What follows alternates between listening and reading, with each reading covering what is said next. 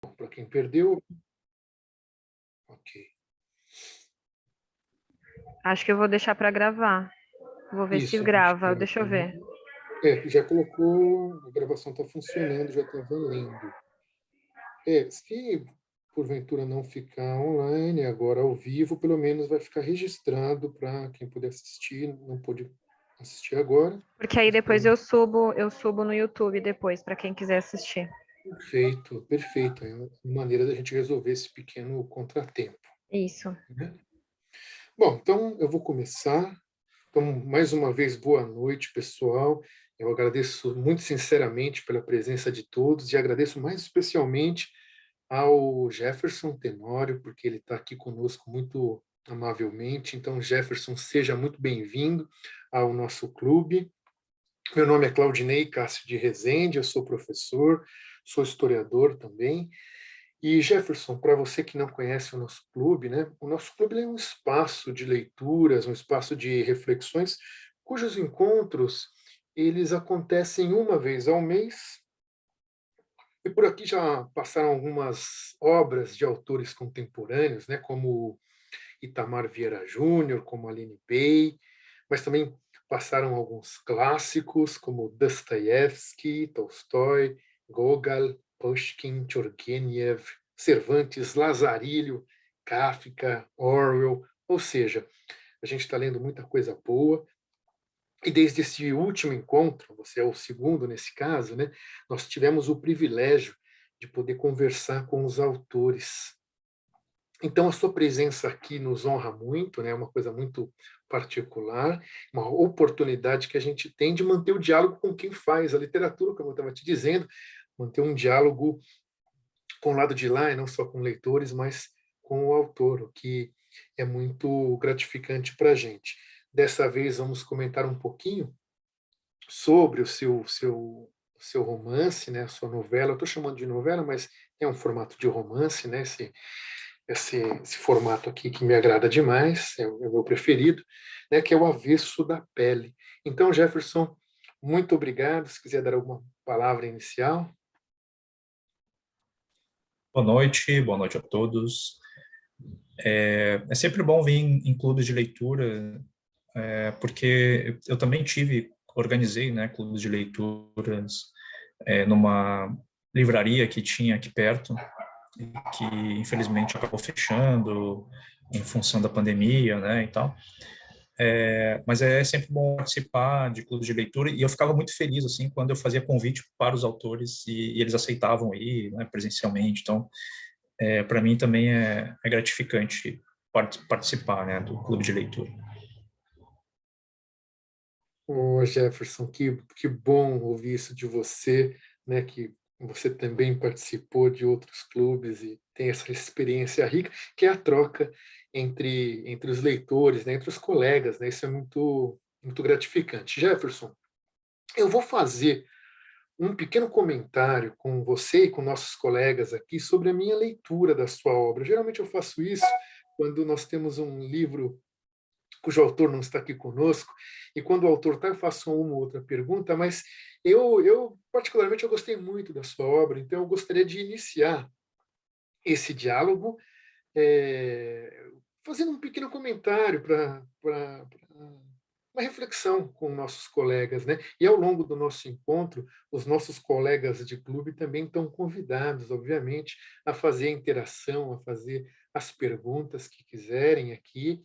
E você, por favor, Jefferson, fique à vontade também para me interromper a qualquer instante, por favor, sobre os comentários que eu quero fazer sobre a sua obra. Bom, pois bem, né? O Avesso da Pele chegou para mim numa situação assim de, vamos dizer assim, de fragilidade em relação à minha vida, né? Em relação ao meu pai, né? Então eu acho que cada obra que a gente lê, Jefferson, se eu tivesse lido a sua obra há 2 anos, ela teria um sentido muito bom ainda, mas hoje ela tem um outro sentido, né? Então cada obra que a gente lê, ela nos toca num sentido diferente, né? Depois que você entrega ao seu leitor, a sua novela vai adquirindo uma espécie de vida própria E a interpretação dela também é polissêmica nesse sentido, até para uma mesma pessoa que lê numa vez e lê depois de novo, né? Há obras que comovem a gente muito mais, obras que comovem mais outras pessoas, né? E nesse caso, sendo muito franco com você e com meus colegas aqui, colegas e amigos do nosso clube, eu digo que essa obra foi comovente para mim, né? Pela escrita bem articulada, Jefferson, pela escrita, eu diria, consistente. Primeira linha, com a primeira página, eu abri o livro, Jefferson, antes de começar a leitura sistemática, né? Quando eu recebi o livro, eu fui dar uma olhada nele, né? E logo na primeira página eu abri, comecei a ler nossa, e avancei. Falei, não era para começar ainda. Então isso mostra que ele envolve a gente de alguma maneira, né? Assim, positivamente. Mas também porque ele é uma reflexão sobre memória, sobre o pai, eu diria, sobre a morte do pai, né? Sobre lidar com culpa. E eu acho que sobre a culpa, em várias instâncias isso aparece, e aparece de maneira singela, às vezes mais profunda e com delicadeza. Ele não aparece de modo que ele nos agride, muito pelo contrário. E eu tive, e ainda acho que tenho que lidar na minha vida um pouco com isso, né? Então, esse livro teve esse significado. Então, eu diria que eu estou chamando de novela aqui, não sei se você chama de novela ou de romance, né? Mas esse formato, que é o formato que eu acho que é o mais moderno e que mais me agrada, que é o que expõe o realismo, tá? Jefferson, essa novela tem algumas passagens sobre inseguranças, sobre medo, sobre fracasso, rejeição, amor. Por isso que é impossível as pessoas não serem tocadas por ela, né? Por isso que eu acho que ela é ampla, é uma obra ampla. Só que ela não é ampla e extensa, vamos dizer assim, como o romance balzaquiano. Eu acho que ela é uma obra, e você, por favor, vai me corrigir se eu estiver falando alguma coisa errada, Jefferson, mas eu acho que ela é uma obra que ela é nuclear, de imersão na individualidade, de imersão nos medos e na culpa.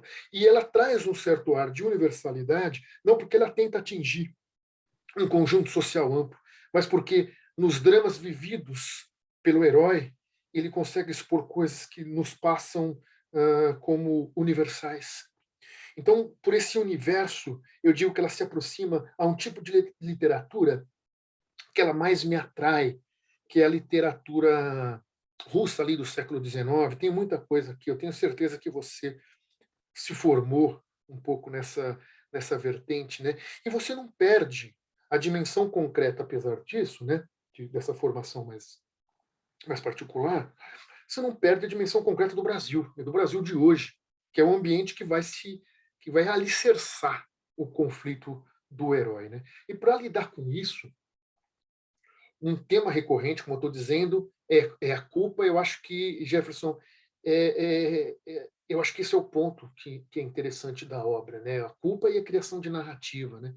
Acho que diante daquela narrativa sobre Dostoiévski, Crime e Castigo, que vai aparecer diretamente na sua obra, como essa narrativa aparece na sua novela por meio do pai do herói, o Henrique, quando ele diz aos alunos que traria um homem que ele sabia ter matado duas pessoas, que sabia exatamente o que ele pensou antes de matar, durante e depois de matar.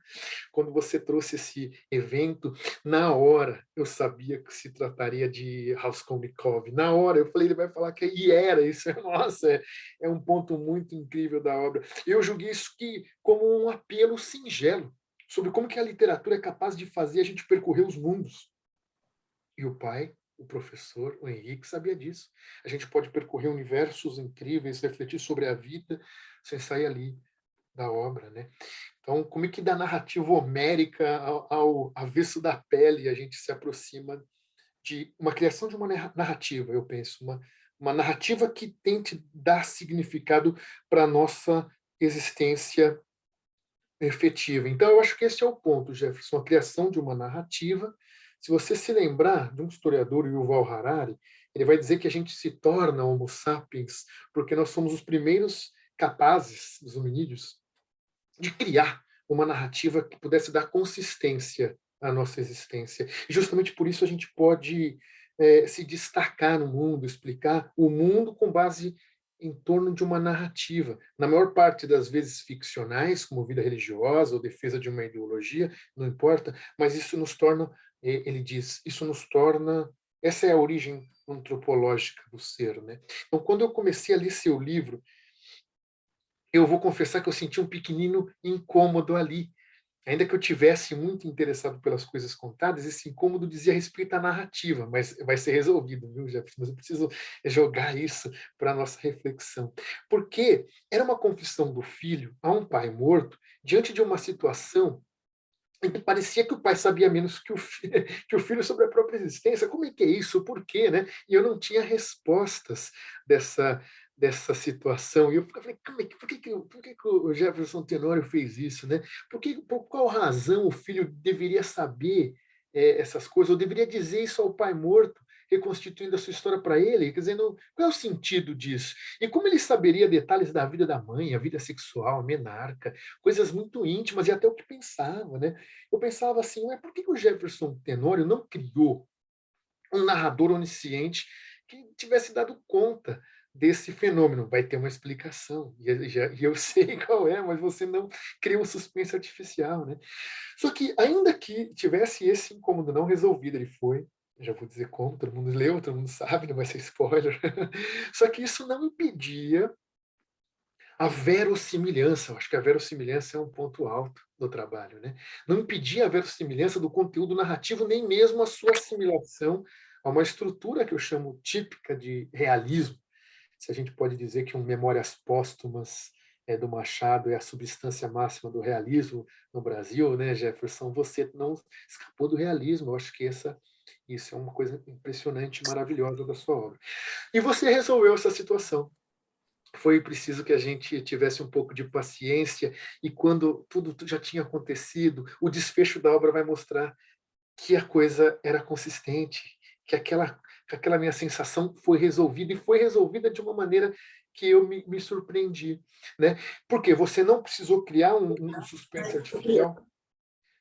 Nós vimos essas coisas acontecerem, Jefferson, em literatura nacional, né? A pessoa criar um suspense artificial, e você não fez isso. Então, quando o tema da culpa adentrou de maneira a preencher completamente o avesso da pele, e vai ocupar todo o espaço e não vai sair mais, é que vai aparecer que você vai dar aquela resposta que eu esperava. Que mesmo você tendo criado o contato do seu leitor com Dostoiévski a partir do Crime e Castigo, e a gente pensa sobre culpa e sobre os personagens, você faz não exatamente como eu pensei o Crime e Castigo, mas você, por favor, me corrija se eu estou falando uma grande besteira, Jefferson, mas eu consegui sentir similaridade da sua obra com uma reflexão interna dos irmãos Karamazov, de Dostoiévski. Porque é aqui que a sua obra se cruza com o que eu disse da criação de narrativa do Yuval Harari, que é a tese da vida, né, da narrativa para dar o sentido à existência. Por quê? Porque a resolução desse impasse que eu senti na sua obra vem pelo fato de que alguém vai criar uma narrativa para si, para sobreviver diante da dor. Porque você não tinha um narrador onisciente, mas no final da novela, Jefferson, isso é página 183, para quem está com essa edição nossa, né? Quem não leu na edição online, né? Kindle, né? Não sei se a paginação fica igual, mas nessa edição física é na 183, o nosso narrador herói, diante da morte trágica do pai, confessa para todos que ele reconstituiu aquela conversa ficcional como se fosse uma conversa com o pai, um choro, a partir da memória que ele tinha, que era um construto de retalhos. E por isso ele vai ter que inventar todas as outras partes para que pudesse acreditar numa vida com significados. Eu me emociono, sinceramente, não posso negar, né, com a sua obra, porque a partir daquilo deu uma narrativa para si próprio. Ele, o nosso narrador herói, ele precisou fazer aquele processo para criar uma narrativa para si. E é por isso que aquela coisa, por que ele está fazendo isso? Quer dizer, e aquilo é resolvido sem que você precisasse criar um suspense para resolver. Né? E aí ele cria, ainda que ele tenha que inventar partes que ele não tem consciência, mas ele supõe-se como acontece, para que ele crie uma narrativa e coloque ali um significado na vida. Porque o que se buscou foi a tentativa de reconstituição. É aquilo que volta com o Harari, é aquilo que volta com o Dostoiévski. E por isso que eu digo que o cerne do seu trabalho, Jefferson, pode pode parecer para alguém que lê um pouquinho mais rapidamente, que está ali no Crime e Castigo. Claro que ele só tem uma originalidade, né, Jefferson, independente de ter o Crime e Castigo ali. Mas sobre culpa, eu sinto uma conexão com os irmãos Karamazov, que no livro quinto dos irmãos Karamazov, para quem conhece bem a obra, existe um diálogo que o Dostoiévski chamou de revolta, em que o Ivan começa conversando com o irmão mais novo sobre o fato de que ele nunca entenderia o fato de o amor ao próximo. Ele fala, poxa, isso é muito difícil, eu sempre achei que tinha que se amar aos distantes. Quanto mais distante, mais fácil de amar. E então, para conversar com a Alyosha sobre o amor, o irmãozinho dele, o Ivan começa dizendo sobre sofrimento, porque quando a gente fala sobre sofrimento, a gente consegue botar no outro, né? A empatia sobre reconhecer sofrimento, né? E para amplificar essa noção, ele vai ao extremo, fala sobre sofrimento infantil. Eu estou indo finalmente aqui da minha reflexão, Jefferson, que a estrela é você, eu não quero tomar o seu tempo. Só que o Ivan, ele vai falar de uma menina que a mãe espancou porque ela tinha defecado na roupa de uma criancinha, né? E a mãe espancou, ele fala, poxa, a própria mãe, né? E depois ele vai contar um monte de outros causos russos, e não só russos, mas vai contar sobre um general marchando com a cavalaria quando tem um menino brincando de atirar pedras e a pedra atinge a pata de um cachorro. Então, quando o general percebe aquilo, ele manda prender o menino. Então, no dia seguinte, coloca o menino sem roupa no frio, fazem dele um objeto de caça, com cachorro, com cavalo e tal. Os cavaleiros, os cães vão para cima do menino, destroçam, ele morre, assim, coisa horrorosa, sem qualquer chance dele mesmo entender o motivo pelo qual ele se morria ali, se vivia aquilo, né? E aí o Dostoiévski, né, a figura do Ivan, diz: não há paraíso possível que possa valer a pena como sistema compensatório diante de uma ignomínia do gênero humano dessa natureza. E ele vai dizer: bom, estabeleceram um preço muito alto para a harmonia, não estamos absolutamente em condições de pagar. E então, diante desse sofrimento, apela a Deus? Não, né? Mesmo apesar disso tudo, apesar do sofrimento, que é o sofrimento do avesso da pele, é o sofrimento de quem vive cotidianamente a desgraça de se ver alguém que de fora vê, não reconhece o seu sofrimento, não quer saber o que está por trás da sua pele, ou seja, o que está no avesso dela, que está na sua realidade interna, e te julga por fora, e te faz você sofrer dores, tormentos, coisas horríveis, né? E apesar disso, o herói do avesso da pele, o herói Pedro, o herói, ele que falando sobre o Henrique, sobre a morte do pai, ele cria uma narrativa possível para continuar a vida, é o que faz o Ivan.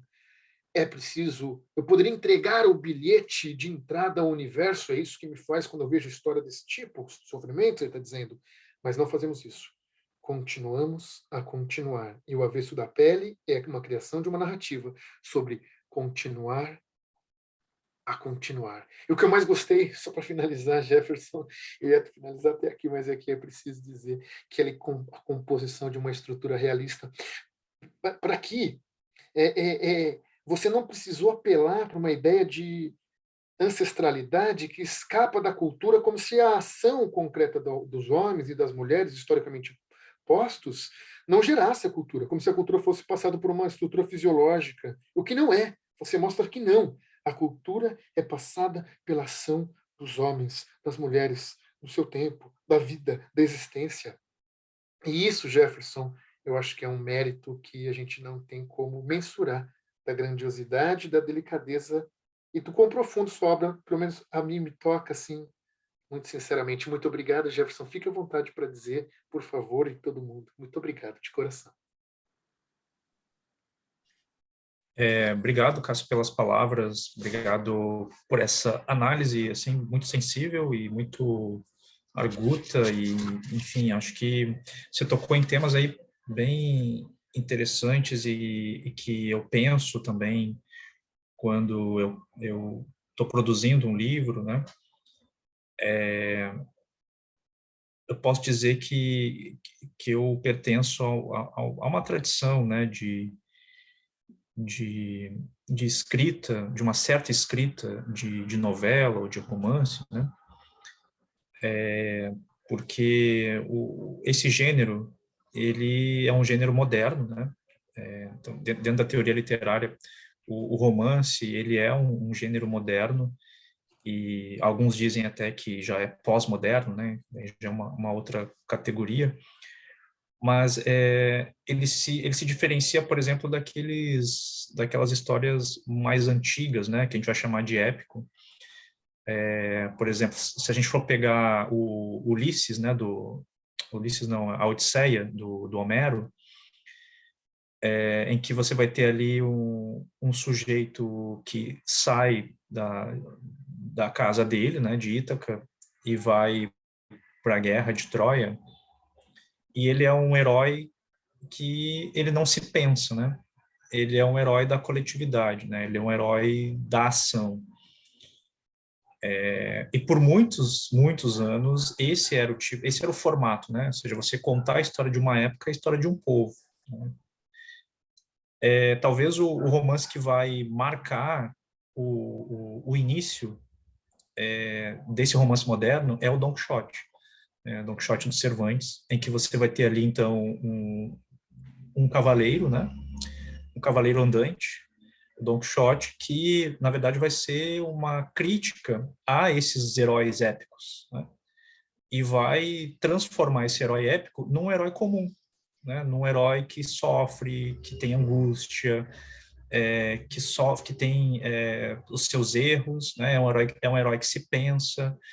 E a partir do Cervantes não tem mais volta, né? A partir do Cervantes, todos os romances, as novelas que vão ser escritas depois, é esse herói mais próximo da gente, né? Então, a gente sai de um herói que é um semideus e vai para um herói que é gente como a gente, né? Como se diz, né? E aí depois a gente tem as peças do Shakespeare, né? Que também vão tirar esse caráter do herói que fica numa torre de marfim. Inclusive, os reis e rainhas também vão se demonstrar pessoas muito próximas da gente, né, com esses sentimentos muito humanos. Então, a minha formação enquanto leitor, ela vem desse lugar, né? Ela vem dessa tradição, desse romance moderno, em que você tem um herói, e por ele falar das suas subjetividades, ele acaba, de certo modo, se tornando universal, né? E aí, então, a gente chega num outro recorte, né? Que daí é esse recorte racial, né? Que aparece no avesso da pele, né? Você falou também sobre a questão da culpa, né? Ela aparece, assim, quase como eu vejo, assim, né? Quase como uma protagonista. E tem a ver com Dostoiévski, né? Tem a ver com o Crime e Castigo, com Raskolnikov, né? E também o modo como ele vai lidando com a culpa. O Dostoiévski faz ali uma investigação dos afetos, ele faz uma investigação dos subúrbios, né? Da nossa psique, e ele vai, assim, muito a fundo. E essa análise que o Dostoiévski faz, eu procurei, de algum modo, produzir personagens que tivessem esse eco, assim, né? Esse eco de culpa. Por isso que o Henrique, ele é um personagem que sente muita culpa, né? O próprio narrador, o Pedro, ele é um personagem também que em alguns momentos ele também vai experimentar esse sentimento, né, de culpa. Então ele tem a ver bastante assim com Dostoiévski e com o modo como ele vai fazendo essa investigação afetiva, né? E a escolha desse narrador, né, que as pessoas me fazem esse relato, né, que você fez também, Cássio, de desconfiar desse narrador, né? É uma leitura meio desconfiada, né? Porque como assim, né? Ele é um menino um rapaz de 22 anos, né? Que está contando a vida do pai e como é que ele sabe tanto da vida desse pai, né? São coisas muito íntimas que mesmo que você seja amigo, muito amigo do pai ou da mãe, tem coisas ali que você não teria acesso, né? O que eles pensam, né? Então encontrar esse narrador, na verdade, foi um desafio, né? E é um desafio no sentido também de quebrar ou de tentar quebrar algumas regras da própria teoria da literatura. Uma regra fundamental é que narrador em primeira pessoa, ele é um narrador limitado. ele é um narrador que ele não pode ter acesso ao pensamento do outro personagem, porque senão ele se torna inverossímil, né? E o narrador em terceira é aquele que pode tudo, né? Ele é onisciente, então ele pode tecer qualquer tipo de comentário, porque ele é onisciente. Essas classificações sempre me incomodaram, né? E eu pensei que em algum momento eu poderia quebrar com essa regra, mas eu precisei escrever 2 romances anteriores para conseguir chegar nesse terceiro romance e aí ter segurança suficiente, né? Eu já estava fazendo meu doutorado em teoria literária, então eu tinha lido muita coisa sobre teoria, sobre crítica, li alguns romances que são mais pós-modernos, né? E que trabalham também com essas questões do narrador, até que eu me senti seguro o suficiente para transformar esse narrador em primeira pessoa em terceira pessoa. Então, ele é um narrador em primeira pessoa onisciente, né? É claro que é um risco, essa opção foi um risco, e te digo mais, Cássio, aquela explicação que está lá no fim, ela quase que não foi, né? Assim, foi, acho que uma das últimas coisas, assim, que eu coloquei no romance, foi aquela explicação, assim, para tranquilizar um pouco o leitor, né? Assim, mas havia alguma coisa em mim, assim, é, que era meio relutante, assim, para colocar aquela explicação no final, né? A minha ideia mesmo era que o leitor ficasse com essa pulga atrás da orelha e ficasse imaginando, bom, como é que ele sabe tanto, né, da vida do pai e da mãe. Mas, como eu já estava também me arriscando demais, né, então eu preferi colocar essa explicação no final, porque eu acho que a própria narrativa já diz isso para o leitor, né, já conta para o leitor que ele tá inventando aquela história, né, está inventando.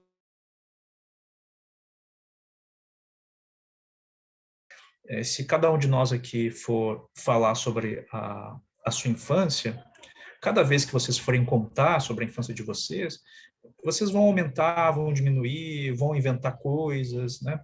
Porque esse é o modo que a gente tem de lidar com o passado, de lidar com aquilo que já se foi, né? Que é essa invenção da memória. E o Avesso da Pele né, essa recuperação e invenção da memória. Mais do que isso, né? É um modo do Pedro lidar com o luto e estabelecer uma nova relação através da ausência. A ausência que vai mediar essa nova relação. E, para não me alongar aqui, essa postura do Pedro, ela é uma postura também baseada numa filosofia africana, numa certa filosofia africana, que foi o que eu estudei no meu doutorado, que tem a ver com o modo como nós lidamos com a morte. Em algumas comunidades africanas, por exemplo, os mortos, eles fazem parte da vida dos vivos. E isso não é metafórico, não é nem religioso, é uma outra instância. É como se houvesse uma naturalização dos mortos na vida dos vivos, né? Ou seja, os mortos eles interferem na vida dos vivos, né? E é isso que a gente chama de ancestralidade, né? É a presentificação dos que já se foram, né? Então, eles se foram, mas eles continuam presentes, né? Essa é a contradição que o Ocidente vê como uma contradição. Nas comunidades africanas, isso é mais natural, né? Então, o que o Pedro está fazendo ali é presentificando esse pai na sua vida, né? Mas eu também não posso esquecer que é uma história que se passa no Brasil, não na África. E é por isso que eu abro o livro com Hamlet. Por quê? Porque o Hamlet ele tem um pai fantasma, né? E é um pai fantasma que o acompanha, que fala com ele, né? Então acho que Hamlet e esse pai fantasma se aproximam um pouco dessa filosofia africana. Então, a ideia foi essa, né? Aproximar as culturas, aproximar a literatura ocidental das literaturas africanas, ou da filosofia africana, que é fruto da minha trajetória enquanto acadêmico, enquanto escritor, enquanto leitor, né? É essa ponte entre a filosofia africana e a filosofia ocidental. É isso, Cássio. Oh, Jefferson, maravilhoso, a sua resposta me contemplou demais, eu acho que isso foi muito rico. Queria, antes de a gente fazer mais perguntas, queria saber, os nossos colegas, quem quiser começar a fazer perguntas mais particulares sobre a obra, quem quiser começar. Doutora Fernanda, me abriu? Não resisto, não Por resisto, porque favor. estou encantada, estou absolutamente encantada. Mas eu fui ouvindo e eu estava pensando sobre uma coisa que me chamou a atenção na abertura do livro, e eu queria tirar essa dúvida com o autor, já pedindo desculpas, porque o Zafon fala que o leitor ele só consegue ir até onde alcança a alma dele, então já peço desculpas pela limitação da minha alma. Mas o livro abre com Alguidar de Ogum atrás da porta. E eu fiquei lendo aquela história e pensando assim, esse cara não tem nada a ver com Ogum, gente. Ogum é um guerreiro, né? E ele é doce, ele, na verdade, ele cria uma proteção do mundo, porque ele é doce demais para o mundo. Né? O mundo é muito agressivo, então ele cria aquele ar blasé diante do mundo para se proteger. Né? Tanto que o momento final dele foi exatamente quando ele tirou essa proteção, que ele estava encantado, que ele ia conseguir apresentar alguma coisa para os alunos, e ele abriu mão dessa proteção, e é quando acontece tudo aquilo. E eu pensando, meu Deus, mas o que esse cara tem a ver com algum? E chega no final do livro, o filho dele pega aquele alguidar e fala assim, agora é comigo. E eu fiz, era para ele ser o Ogum, era para ele ser o guerreiro. Tanto que ele é um professor, Ogum é um ferreiro faz instrumentos, ele é um professor, o professor dá instrumentos. Então, eu fiquei pensando, era para ele ser, mas ele não conseguiu chegar na catarse, porque o Ogum ele não nasce orixá, né? Ele é um humano. E ele tem um momento de catarse, no momento de culpa, que é no momento que ele se torna um orixá. E o personagem ele não conseguiu fazer essa catarse da culpa, então ele não conseguiu fazer essa transmutação para orixá. E o filho pega esse alguidar e fala assim, agora comigo, é a minha vez. Eu fiquei com essa leitura. Será que eu viajei muito na minha ideia? Ótimo, Fernanda. É muito bom ouvir as interpretações, né? Porque quando a gente cria os personagens, a gente tenta, né? Assim, controlar a recepção do leitor, né? Então, a gente manipula a linguagem, né? Manipula as cenas para causar um determinado efeito e achar que esse efeito, de fato, vai reverberar no leitor, né? Às vezes não, quase sempre dá errado, né? Assim, a gente pensa numa coisa e os leitores fazem outras interpretações, o que mostra o quanto a literatura ela pode ser assim polivalente, né, no sentido de interpretações, né? Então, mas assim, eu vou falar da minha intenção, né? É que talvez não bata com a sua, né? Mas eu sou a pior pessoa para falar sobre o livro, né? Porque eu escrevi, mas o livro se completa com o leitor, né? É aí que o livro se completa, né? E colocar o Henrique como um filho de Ogum, né? Talvez tenha uma fala no início do livro em que os pais do Henrique, né, quando ele era criança, eles vão numa casa de santo e quem os recebe, se eu não me engano, é o Exu Zé Pilintra. E ele fala, esse rapaz, seu filho, né, ele é filho de Ogum. e a vida dele vai ser lidar com armas, vai ser lidar com guerra, vai ser lidar com a violência, que é, na verdade, quase ali uma espécie de profecia, né? O que ele está dizendo ali, né? Então, ele vai precisar de proteção. Acho que ele diz alguma coisa nesse sentido quando eles vão buscar uma espécie de bênção, né?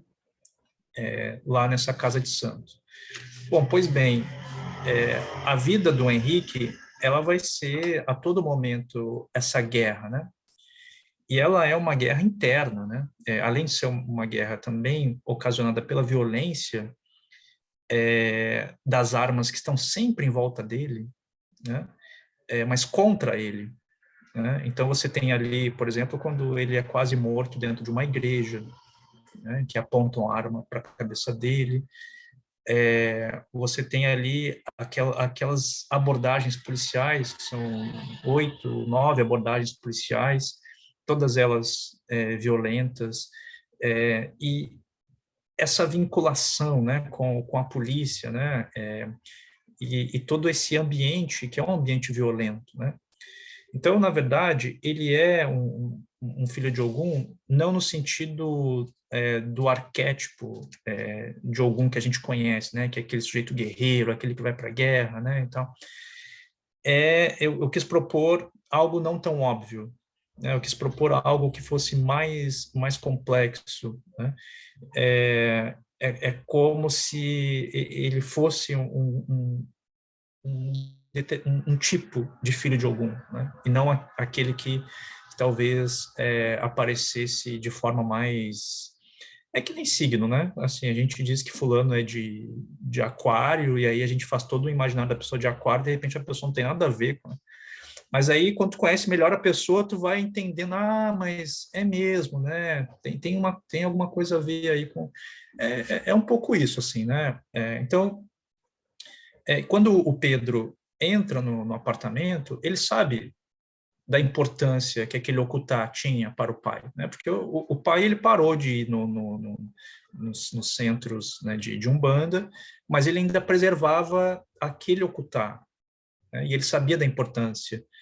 E ao final do livro, né, ao pegar o Ogum entre as mãos, né, e levar ele para o rio, e aí ele se coloca, né, ele diz, né, agora é a minha vez. É um final aberto, é um final aberto. E é aberto por quê? Porque a interpretação ali ela pode ser várias coisas, né? Ou seja, é a minha vez do quê? É a minha vez de fazer diferente o que meu pai fez? É a minha vez de sofrer as mesmas coisas que meu pai sofreu? Né? É a minha vez do quê? Então, tem esse caráter, assim, de um final aberto, né? Para que ele, com algum entre as mãos, que ele vá agora fazer o seu caminho. Mas a minha intenção era que era quase como uma passagem de bastão, assim, né? Ou seja, agora é a sua vez. O Henrique já fez o que tinha que ser feito, né? Ele já entregou, digamos assim, a tarefa do mundo. E essa expressão não estou usando à toa, né? Essa tarefa do mundo é que tem a ver com o Hamlet, né? Quando o Hamlet está conversando com o pai fantasma, lá na cena 1 do ato 3, em que eles estão conversando, e aí, quando o fantasma vai embora, ele olha para o Horácio, né, que é o melhor amigo dele, e diz, Horácio, triste sina a minha que tem que consertar o mundo. Né? Então, triste destino meu que tem que consertar o mundo. E é o que os pais fazem com os filhos, em última instância, é isso que a gente faz com os filhos. Façam, consertem o que eu não consegui fazer. Faça melhor do que eu. Né? É isso, é a tarefa do mundo. Você está entregando para os filhos aquilo que você não conseguiu fazer. Né?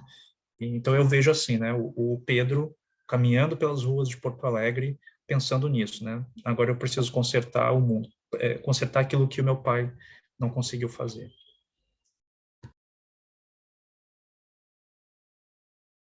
Perfeito, Jefferson. Muito bom. A trajetória do herói. ele tem que enfrentar de alguma maneira, passar pela trajetória do herói. Quando o Lukács discute sobre isso, e eu sei que suas referências estão aí pela maneira como você listou a trajetória quixotesca e homérica, a passagem do Ulisses, sei que você tem essa formação, que é da crítica literária, sobretudo, o que torna muito mais rica a sua participação. Então, você está aqui não só como autor, mas como professor também, estamos te explorando também neste ponto, viu, Jefferson? E essa trajetória do herói que ele tem que transmitir para o filho, né? Ele vai ter que cumprir a sua função, vai ter que cumprir a sua missão épica, vamos pensar assim. É claro que não é um épico, mas ele vai ter que cumprir a sua missão, né? Pessoal, quem mais gostaria, por favor, de fazer um comentário? Por favor, fiquem à vontade. Doutora Juliana, por favor. Jefferson, boa noite. Em primeiro lugar, eu queria agradecer por essa obra-prima. Foi um livro, assim, extremamente, ao mesmo tempo em que extremamente prazeroso, também muito doloroso de ler, por todos os aspectos de racismo que ele aborda, tanto racismo estrutural, racismo recreativo, racismo implícito, explícito, de todas as formas, e é uma leitura necessária. Então, assim, foi um dos melhores livros que eu li nos últimos tempos. Eu gostei muito, me tocou muito, me trouxe muitas reações. E eu queria saber de você se teve alguma parte que foi extremamente difícil de escrever, assim, o que te incomodou mais. E também, por outro lado, alguma passagem que você tenha gostado mais de escrever, uma cena que te evoque algo mais pessoal. Enfim, quais foram as partes mais difíceis e as partes mais prazerosas de escrever essa obra? Olha, Juliana, para mim, escrever é sempre prazeroso, né? Eu não me vinculo, assim, naquele tipo de escritor que sofre em cima do texto, ou que chora, que se emociona.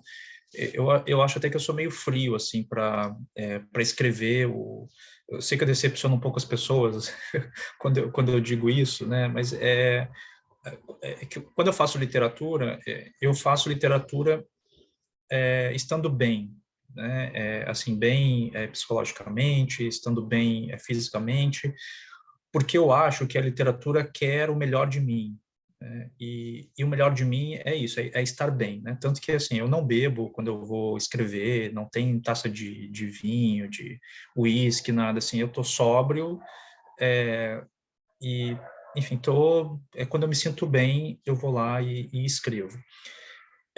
Agora, quando há o momento da criação, que é uma outra coisa, né? Porque uma coisa é você sentar na frente do computador e escrever o seu livro, né? Outra coisa é aquele momento da criação, aquele momento em que você tem ideias, né? E aí você vai jogando essas ideias, né, no computador, no bloco de notas. Eu escrevo em bloco de notas, né? Passar por algumas questões nesse momento, aí sim pode ser doloroso, né? Porque às vezes alguns temas não estão bem resolvidos, né? Isso é uma regra que eu uso. Eu só consigo transformar a dor em literatura quando elas estão resolvidas comigo. Se eu acho que eu não tenho condições de escrever sobre aquilo, eu deixo passar, né? Ou vou fazer terapia, vou continuar com a minha terapia, vou intensificar a terapia, né? Mas eu preciso estar com aquilo pelo menos acomodado, né? Dentro de mim, para que eu possa escrever. Mas tem uma cena que para mim sempre foi difícil escrever, porque eu tive que reescrever muitas vezes, né, essa cena, que é a cena da morte do Henrique, né? Como eu disse, eu escrevo de maneira fria, né? Enfim, mas essa cena específica foi difícil porque, primeiro, eu estava em dúvida se o Henrique de fato morreria, e quando eu decidi que ele morreria, eu devo ter feito, sei lá, umas 5 ou 6 versões daquela cena. E eu acho que pelo excesso né, de você voltar muitas vezes naquela cena ali, começou a me incomodar, né? Tanto que a cena era bem maior, né, do que tinha ali, e eu fui sintetizando aquela cena porque eu queria que ela não fosse melodramática, eu queria que ela fosse um soco, eu queria que ela fosse algo rápido, como é a morte, né? Ela tinha que ser algo que fosse impactante, e para ser impactante ela não podia ser longa, né? Ela tinha que ser e pegar meio que o leitor desprevenido, assim, né?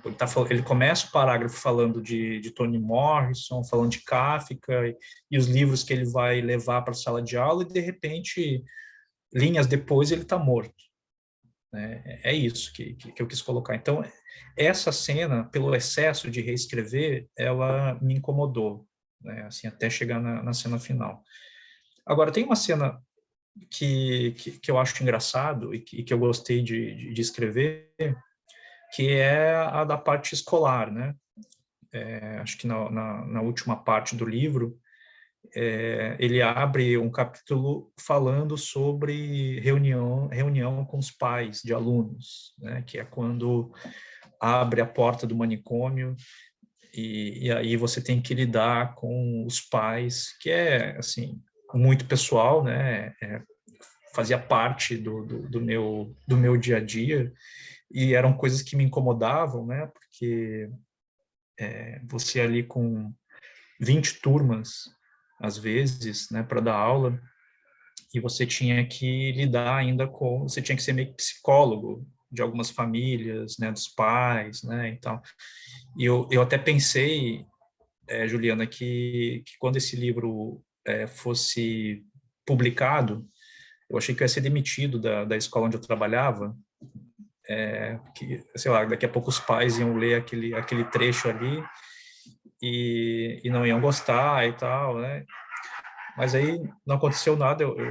Quando o Avesso saiu, eu era professor ainda dessa escola, e era muito engraçado porque logo quando começou as aulas presenciais e as reuniões presenciais, os pais dos alunos vinham falar comigo sobre o filho, e aí no final eles puxavam lá o avesso da pele e pediam autógrafo, né?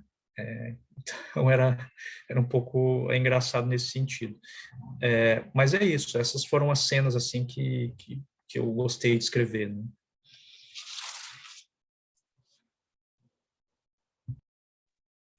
Excelente. Jefferson, também foi por muito tempo o meu cotidiano, viu, Jefferson? Sinta-se aí o meu companheirismo nisso. Eu queria saber mais alguém, por favor, quem mais? Dos Se colegas, ninguém quiser falar, eu vou falar.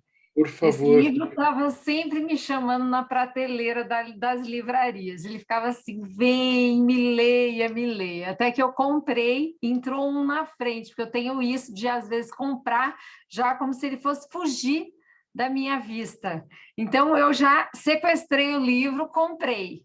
Aí, em seguida, soube que ia ter o Clube do Livro da Amatra. Aí falei assim, opa, uma excelente oportunidade para ele furar a fila, né? Porque eu ainda tenho uma certa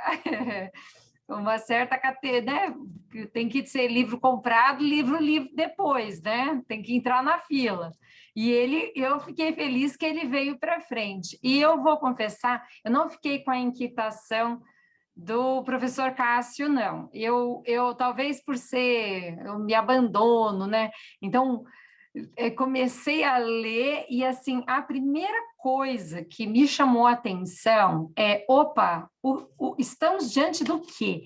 Eu não consegui identificar se era uma carta, se era um diário, e isso já me ganhou de cara. Assim, me parece que inaugura um movimento literário aqui, sabe? Assim, nunca vi nada parecido. Então, eu gostei de cara da narrativa. Eu não tive essa ideia de ficar me perguntando, eu não fui tão perspicaz de ficar me perguntando como ele sabia, como ele não sabia, não cheguei nesses meandros, não. Eu só embarquei na narrativa. Então, eu acho assim, é um marco, não sei se alguém fez alguma coisa parecida. É um marco. Então, acho que Jefferson Tenório já é aí um inaugurante do movimento impressionista, expressionista, né? Um Van Gogh aqui literário. Eu já amei, eu acho que é um estilo próprio, lançou uma moda. Então, eu já parabenizo, porque assim, é uma honra, né? Ter essa ideia, ter essa... É algo inusitado, é isso que é do artista, né? É uma arte mesmo, a literatura. E não bastasse, vem com... você falou da sobriedade, eu senti essa sobriedade, e até acho que é Paulo Scott, que quando abre o seu livro fala dessa sobriedade, de falar temas tão profundos, tão doídos, de uma forma... sem tomar partido, e ao mesmo tempo que você consegue entrar na pele do personagem. Então, assim, o que eu achei? Eu achei muito bacana. Para toda pessoa que é branca saber que tem, como é que entra, como é que é entrar num lugar onde só tem brancos. Eu fiquei chocada com a singeleza e a profundidade de você falar como se a moça branca te autorizasse a entrar, te minimizasse a dor ou a complicação de entrar em determinado lugar. Então, eu achei muito, muito bacana, assim, a gente consegue entrar na pele do Henrique, do Pedro, da mãe, achei muito bacana, achei um passaporte mesmo, uma viagem. A minha crítica o livro é curto, terminou muito rápido.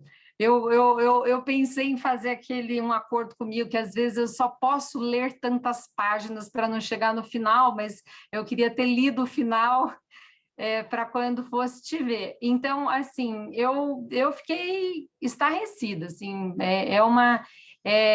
não vou fazer nenhuma provocação, não tenho provocações para fazer, tenho só parabéns para dar, a minha perspectiva. Tomara que aquele livro continue chamando mais pessoas. A capa é maravilhosa, tem uma história, né, por trás da capa, a piscina, né? Agora eu não me lembro exatamente os detalhes, mas eu sei que até a capa, muito bacana, tem uma história que é da condição do negro, dos espaços sociais e das classes. Eu amei, eu gostei demais. Obrigado pelos comentários. E a capa do livro, ela foi uma sugestão da editora, em que eles sugeriram que o Antônio Bá, que é um artista plástico, aliás, um ótimo artista plástico, super reconhecido, né?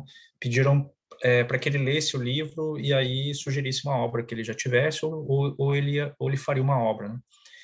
E aí, quando ele leu, ele achou aquela obra ali, que eu esqueci agora o nome da obra, mas eu acho que é O Banhista, se eu não me engano. E aí, então, ele fez um diálogo com a história do Henrique, né?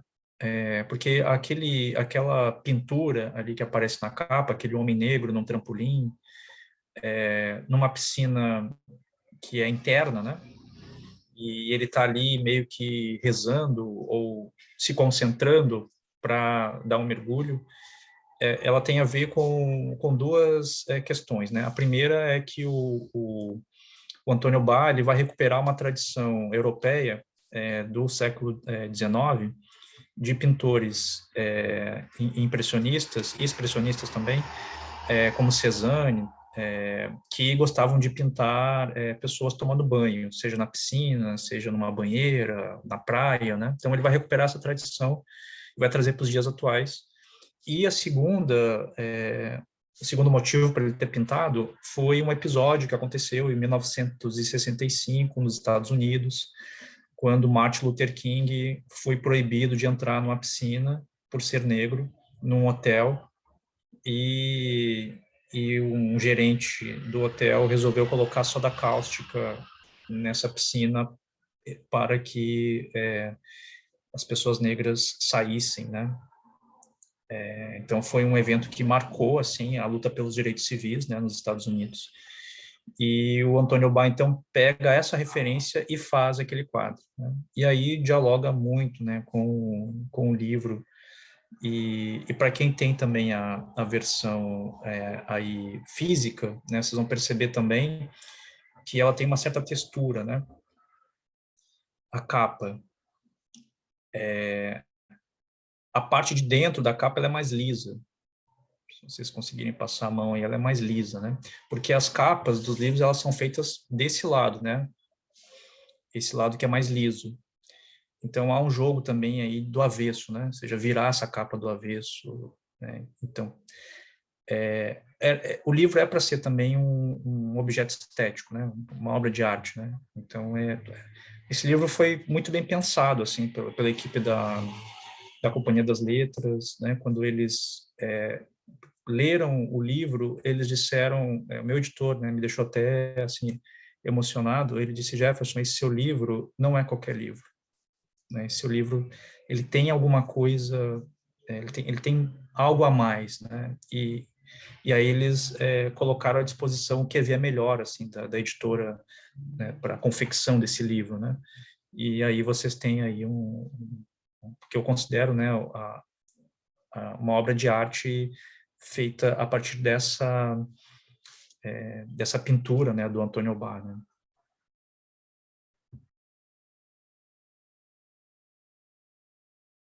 Maravilhoso, Jefferson, não tinha notado, pegando aqui, é verdade. Quer dizer, existe toda uma relação direta com a forma física dele, que eu acho que isso também é a grandeza da editorial, né? Pessoal, mais alguém, por favor? Posso ser a pulga que quer o cachorro só para ela? Fernanda, por favor. Não, é porque ele falou do momento da construção da morte do Henrique, e eu preciso comentar, porque eu li no Kindle, tinha até comentado com o Cássio já. As minhas leituras noturnas são no Kindle por uma questão de paz conjugal. Meu marido detesta luz acesa. E este livro quase acabou com a minha paz conjugal, porque a hora que ele morre, eu dei um grito. Eu fiz quê? Ele morreu? Bem alto. E acordei o meu marido.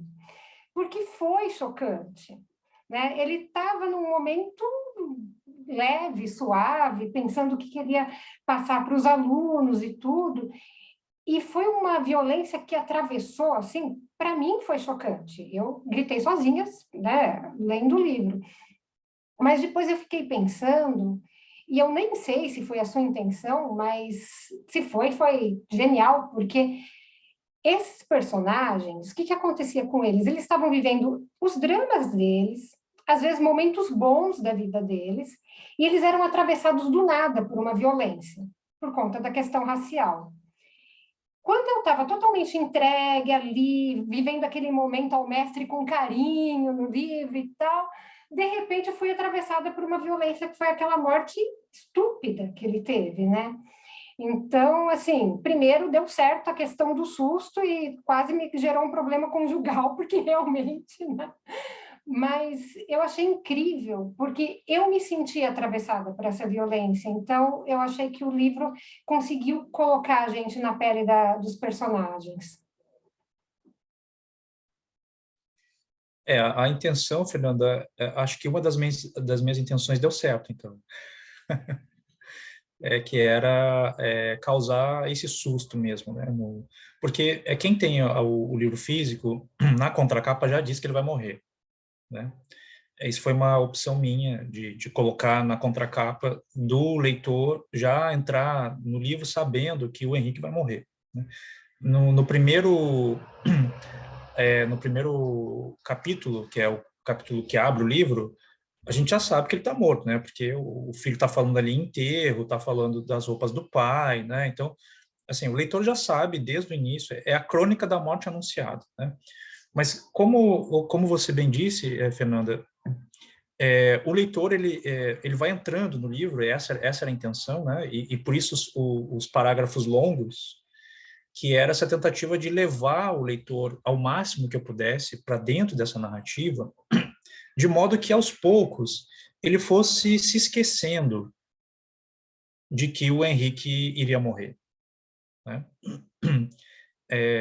E por isso a narrativa em segunda pessoa, esse você, né, que chama o leitor para dentro da narrativa. Então, eu queria levar o leitor para essa euforia, para esse momento de felicidade que o Henrique teve, depois de páginas e páginas se lamentando que nada dava certo, né, e tal. E aí ele chega naquele grande momento dele, né, a hora da estrela, em que ele está ali entregue, né, ele conseguiu fazer o que ele não conseguia há muitos anos, e é justamente nesse momento de maior felicidade, na hora da estrela, é que a violência o atravessa de maneira estúpida, né, como você disse, porque é assim que acontece com as vidas negras, né? As pessoas estão vivendo as suas vidas com seus conflitos e, de repente, vem a violência racial e atravessa essas pessoas. Não sei se vocês viram, semana passada, aquela, eu acho que era empregada doméstica, se eu não me engano, que estava num prédio em São Paulo, né? E ela estava na entrada do prédio e, de repente, veio uma moradora branca perguntando o que ela estava fazendo ali, e ela agride aquela mulher negra ali e chuta, né, e bate é um ódio, uma raiva que, enfim, é insano, né, o que acontece. E é isso. Então as pessoas negras estão ali vivendo as suas vidas e, de repente, e assim, gente, pode acontecer em tudo que é lugar, de qualquer modo, de qualquer forma. Isso que é terrível, né? Pode vir de qualquer lugar e a qualquer momento. Entrar numa loja, você não entra numa loja, um homem negro ou mulher negra não entra numa loja como uma pessoa branca entra. Há uma conduta a se seguir quando você entra numa loja, e dependendo da loja ainda, a sua conduta ela é alterada mais ainda, né? Se você entra numa loja de joias, por exemplo, um homem negro entra numa loja de joias, você não pode entrar rápido. Mesmo que você só vá olhar, vou ver só se tem alguma coisa ali que eu estava pensando, não tem, vou sair, já é perigoso fazer isso, né? Então você tem que entrar na loja, você tem que pedir informações, né? Você tem que, sabe, fazer todo, para que as pessoas não pensem que você está ali para fazer outra coisa, né? Então o avesso da pele, ele é jogar isso na cara do leitor, né? Aquela conversa que a tia, depois lá no final tem com o Pedro, né, que ela fala que ela se acostuma, que ela se acostumou com aquele racismo, mas esse se acostumar não é passividade, mas é uma forma de você lidar com essa violência cotidiana, né? Porque se você for brigar com todas todas as situações de racismo, você não consegue viver, não consegue viver, né? Eu tenho uma coluna no jornal aqui da Zero Hora. Se eu quisesse, toda semana eu teria assunto sobre racismo para escrever.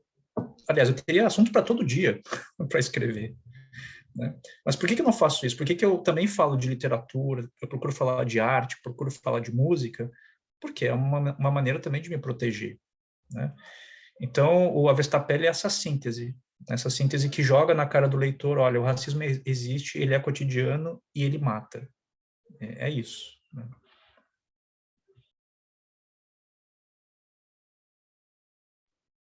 Perfeito, Jefferson. Pessoal, mais alguém gostaria de fazer algum comentário?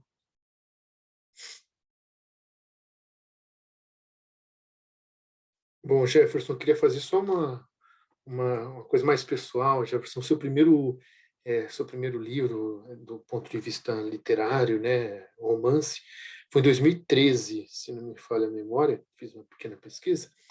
E como é que quando você decidiu, você falou, não, na minha vida eu quero fazer isso, eu quero ser um escritor. Quer dizer, você já era professor, pelo que eu estava entendendo, de literatura, Jefferson. Conte um pouquinho para a gente sobre isso. E, Cássia, eu virei escritor meio por acaso, assim, não estava nos planos me tornar escritor. Eu sempre fui um bom contador de histórias na sala de aula, né? Eu comecei a trabalhar em sala de aula em 2004, com alunos da quinta série, sexta série, e foram alunos que eu trabalhei por muitos anos, né? Quinto, sexto ano. Então, essa faixa etária, assim, de 10, 11, 12 anos eram os alunos que eu tinha. E foi muito engraçado porque, primeiro que quando eu comecei a escrever o meu primeiro livro, o Beijo na Parede, ninguém sabia que eu estava escrevendo, até porque quando eu contava assim para as pessoas mais próximas que eu estava escrevendo um romance, as pessoas batiam assim nas minhas costas, tá, legal. E aí já mudava de assunto, assim, né? Porque as pessoas não acreditam muito em quem está começando, né? Porque eu era o professor de escola pública, que trabalhava 40 horas, né, trabalhando com alunos do ensino básico. Então, eu era ex-professor. Assim, né? E aí, quando o livro é publicado em 2013, ele tem uma projeção, pelo menos aqui no Rio Grande do Sul, que foi muito rápida. Assim, em poucos meses, o livro ele foi parar nas escolas, eu dei um monte de entrevistas, ele começou a ser discutido nas universidades, né? E assim, em meses isso aconteceu. E então a mudança, assim, de professor para escritor, acho que ela começa ali, né, na publicação desse primeiro livro. E a minha relação com os alunos também meio que começou a mudar, né? Me lembro que teve um dia que eu estava chegando na sala de aula e eu tinha uma turminha de sexta série, e eles estavam todos na porta, que eles, na escola onde eu dava aula, eles entravam primeiro, depois o professor chegava, né? E naquele dia eles estavam todos na porta com um caderno na mão, e eu pensei assim, nossa, mas será que eu esqueci de corrigir algum tema com eles, alguma coisa assim? Então, e aí não, eles estavam ali na frente me pedindo autógrafo, né? Porque eles tinham visto, sei lá, alguma coisa no jornal, e aí eles queriam o meu autógrafo. E eu até brinquei com eles que o caderno deles já estava cheio de autógrafos, de bilhetes que eu havia mandado para a mãe deles, para os pais deles, porque não fizeram os temas, né? Então mudou um pouco essa relação. E aí o que acontece? A escrita, ela era 10% da minha vida, assim, né? Porque eu era professor de carteirinha mesmo, aquele que, assim, podia cair canivete que eu estava lá na sala de aula, assim, né? Eu não faltava, né? Mas depois do Beijo na Parede veio Estela Sem Deus, em 2018, e aí já começou a ocupar bastante espaço da minha vida, porque aí eu comecei a ser convidado para palestras, festas literárias, né, e tal. E aí quando veio o Avesso da Pele, aí não teve jeito, né? Daí eu tive que sair da sala de aula para poder dar conta do que a escrita estava me trazendo, né? Então, eu acho que eu decidi mesmo, assim, ser escritor quando eu tive coragem de publicar o Beijo na Parede, em 2013, né?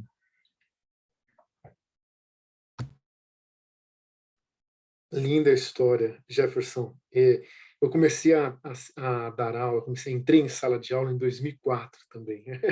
Algumas coisas que você diz, eu falo, poxa, eu vivi exatamente isso, sabe? Então, eu te entendo por esse lado também, assim, eu consigo sentir essa vivência que você está expondo para a gente. Pessoal, mais alguém gostaria de fazer alguma pergunta, algum comentário sobre a obra? Posso fazer só mais uma pergunta? Estou que nem a Fernanda. Por Até favor. que ponto dá para expor a vida? Até que ponto dá para ser autobiográfico? O que incomoda nisso? Ou você não liga? Porque é inevitável que façamos um paralelo com a sua vida. Até que ponto isso é bom? Até que ponto isso é ruim? Olha, eu não ligo muito não para isso, porque se as pessoas que leram o Avesso quiserem, e às vezes até é mais confortável assim para as pessoas acharem que é uma autobiografia, né? Esses dias eu recebi uma mensagem de um rapaz que super elogiava o livro E aí, ao final, ele disse assim, e lamento pela morte do seu pai, que morreu, né, nas mãos dos policiais, né, espero que essa violência policial um dia acabe, né, e tal.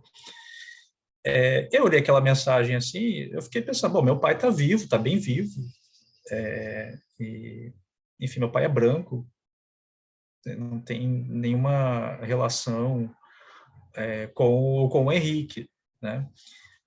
Mas eu entendi aquilo também como um elogio, né? Porque as pessoas acreditam tanto naquela história que elas acham que é a minha vida, que é verdadeiro, né?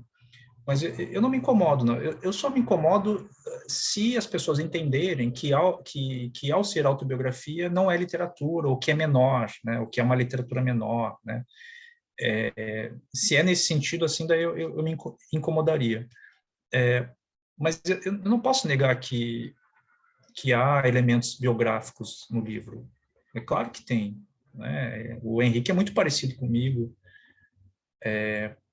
mas se eu não inventar coisas, ele não funciona como literatura, né? Eu preciso fazer que nem o Pedro, eu fico ali enchendo ou preenchendo, né, as lacunas com ficção, com literatura, né? Então, porque não existe nenhum livro de literatura que não tenha a biografia do autor como alicerce.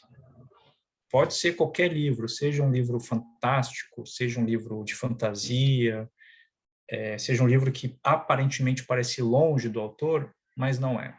Se você for lá investigar a vida do autor, você vai encontrar os rastros, as pegadas, né, da vida do autor. Então, não me incomoda, não, que as pessoas façam esse paralelo com a minha vida, né?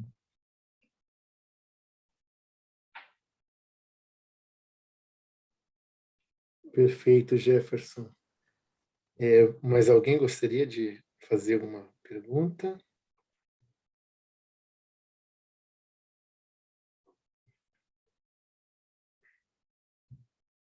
Ninguém? Nenhuma pessoa tímida? Bom, Jefferson, eu queria dizer a você assim que eu agradecer do fundo do coração por você estar aqui conosco, foi muito generoso e foi uma coisa muito, eu senti muita verdade na sua, muita honestidade, sabe? Na sua obra e na sua companhia aqui conosco hoje. Então eu acho que isso foi assim enriquecedor para todos nós, tanto ler a sua obra como estar aqui conversando com você. Então, eu tenho certeza que eu estou dizendo isso em nome de todo mundo. Então, em nome de todos, muito obrigado mesmo, de verdade, Jefferson. Obrigado, Cássio, obrigado a todos que leram e que tiveram aí seu tempo para vir aqui conversar sobre literatura. A gente ficou aqui quase 1h30 falando de literatura de ficção, né? E em tempos em que a gente vive, isso é uma vitória, né? A gente conseguir ter esse tempo e até o próprio tempo da leitura também, né? Que é algo que se perde um pouco às vezes, né, de você largar um pouco o celular, largar as redes sociais, né, e ter esse tempo que é um tempo solitário, né, um tempo da leitura, né. Então, é maravilhoso poder participar de um grupo e, enfim, aprofundar tipo, os temas, né, a gente conseguiu falar de tantas coisas, né. Então, eu também saio melhor dessa conversa com vocês. É isso. Maravilhoso, Jefferson. Muito obrigado. Vou pedir para a Letícia encerrar a nossa gravação aqui.